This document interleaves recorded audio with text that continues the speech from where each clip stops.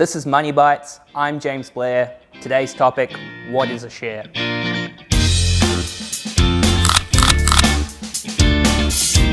So a share, or what you might hear as well as equities, are really ownership. So ownership in a company is what we're talking about. So to give you an idea, you might have a favorite apple producer. So it might be a nice Granny Smith apple, one of my personal favorites. And the producer of the Granny Apple Smith company might be doing a really good job building their brand, producing really good revenue, and go, you know what, I'd like to sell part of my company. And I'd also like to raise the value of my company and make it more appealing in the market. So what they would do in that scenario is what we call float a share.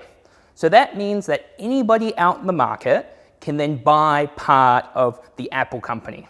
So you might go, hey, I'm looking at the revenue of the company, I'm looking at who is running the company, and I really want to be a part of that. So you might buy one share in the Apple company. One share in the Apple company means you own a really small portion of the company. So as the company does better, as it produces more apples, as it makes more apple juice, your value, your share is going up.